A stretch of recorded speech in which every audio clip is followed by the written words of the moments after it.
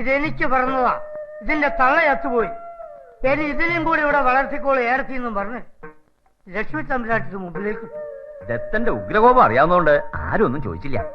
ഏത് നാട്ടിലെയാ, ഏത് വീട്ടിലെയാ, ഏത് ജാതിയിലുള്ള സ്ത്രീക്ക് പിറന്നാന്ന് പോലും ആർക്കും അറിയില്ല. അതിനെ വളർത്തിയതും നോക്കിയതും മുഴുവൻ കൃഷ്ണവർമ്മ തമ്പുരാനാ. പിള്ളയ്ക്ക് മനസ്സിലായോ ഞാൻ പറഞ്ഞ കർമ്മബന്ധം? ഈ രണ്ട് അനാഥ ജന്മങ്ങൾ വഴിയാതരാവും. കോവിൽ ആരും വാങ്ങിപ്പോയാ. ആ പെൺകുട്ടിയെ പുറത്തങ്ങ് കണ്ടിട്ടേ ഇല്ലല്ലോ. നല്ല ശ്രീത്തുള്ള കുട്ടിയാ. അസൽ അടക്കോ ഒതുക്കോ. മിടുക്കിയ. അത് ചെറിയ കുട്ടികളെ പാട്ട് പഠിപ്പിച്ചും നൃത്തം പഠിപ്പിച്ചൊക്കെയാ ആ രണ്ട് വയറ് നിറഞ്ഞു പോകുന്നു. സുഹൃതക്ഷയം. അച്ഛൻ നാടൊട്ടുക്കും തറപ്പിച്ച് ഒടുക്കം തലയുടെ കല്ല് കളിക്ക് അങ്ങോട്ട് ഓടിപ്പോയി. അമ്മ ആരാ ദൈവത്തിന് മാത്രം അറിയാം. പാവം കുട്ടി.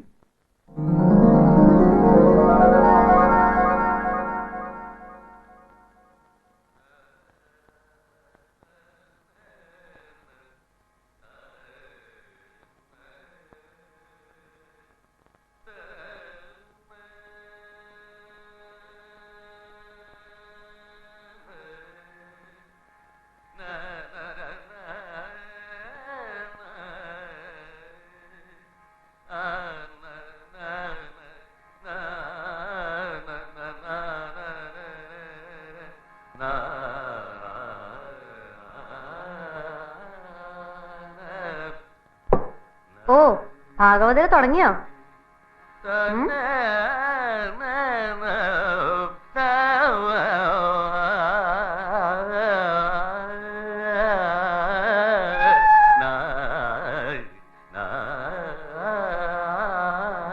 ആഹാ, കേക്കാനി കേമത്തി ഉണ്ടോ?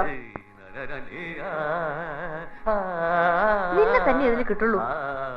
കേക്കാൻ കേമന്മാരും കേമത്തികളും മുമ്പിൽ നിന്ന് ഒഴിഞ്ഞു മാറാത്ത ഒരു കാലം ഉണ്ടായിരുന്നു കൃഷ്ണവർമ്മയ്ക്ക്. വേണ്ട വേണ്ട വേണ്ട, പഴങ്കഥക്കെട്ടഴിക്കണ്ട.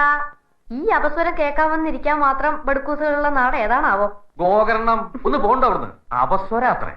ചെമ്പേ വൈത്തിക്ക് ഏറ്റവും ഇഷ്ടമുള്ള ശിഷ്യനായിരുന്നു കൃഷ്ണവർമ്മ. കൊല്ലങ്കോട് രാജാവ് എന്റെ കച്ചേരി കേട്ടിട്ട് സന്തോഷത്തോടുകൂടി തന്ന ഈ ഹാർമോണിയം കൂടുതൽ 500 റുപ്യയും. അന്നത്തെ 500 റുപ്യ ഇന്നത്തെ 50,000. ഇതൊക്കെ പറഞ്ഞു കേൾപ്പിച്ച് കുട്ടിയുടെ സർട്ടിഫിക്കറ്റ് വാങ്ങേണ്ട കാര്യം എനിക്കില്ല. പിന്നെ ദാ ഇപ്പോഴത്തെ അടക്കം ഒരു 3000 പ്രാവശ്യമായല്ലോ ഈ കൊല്ലംകോട്ട് ഹാർമോണിയ കഥ എന്നോട് പറയണു. പറയിപ്പിക്കണതല്ലേ.